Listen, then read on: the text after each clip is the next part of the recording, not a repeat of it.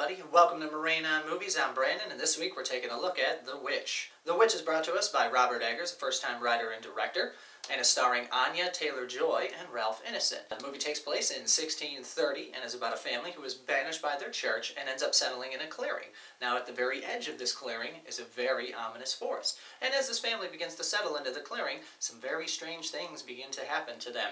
Animals start losing their minds, their crops are failing, and they really don't know what starts happening. Family members begin disappearing, fingers begin being pointed at other places. It sounds like being at home with your family, right?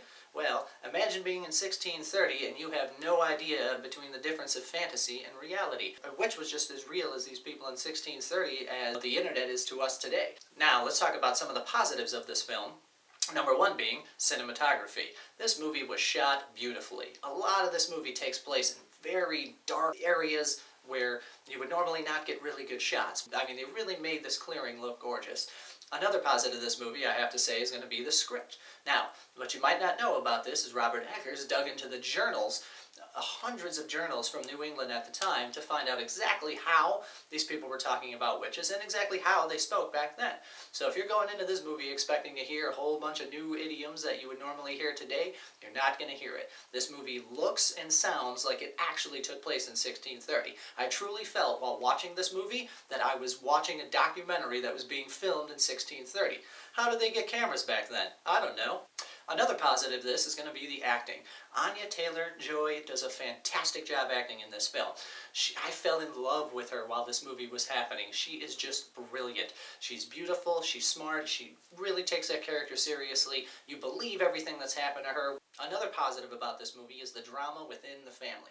Now, I know a lot of people are going to go into this movie expecting to see a horror movie, and I did see some disappointed faces this weekend when they walked out of the movie, and it wasn't another paranormal entity movie, but we don't need any more of these. This movie was beautifully crafted, and the tension level is at the roof 10 minutes into this movie as you're walking into it. It starts off on a really high foot and maintains a very high level of tension until the end of the film, in which the tension level gets ratcheted up to a point where, I mean, I was in my chair doing one of these throughout most of the film.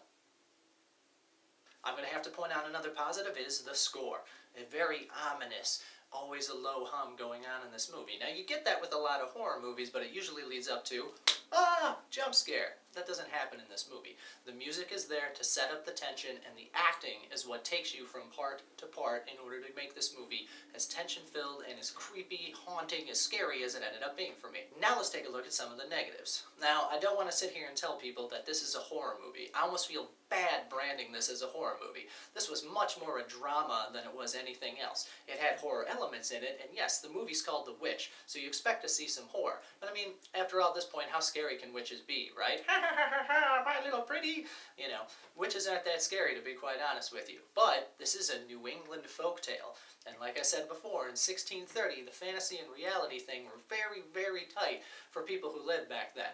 So they took this witch seriously, and this movie is so well acted that you are in the middle of the drama in this family, and you don't know what's going on. You can't tell if there's an actual witch. You can't tell what's happening. Is it one of the family members? Is it not one of the family members? I don't know. I'm definitely not going to spoil the movie for you, but I definitely recommend that you go see it. I'm going to go ahead and give The Witch a B+. Thank you, everybody, for watching Moraine on Movies. Once again, I'm Brandon. I hope you enjoyed this review.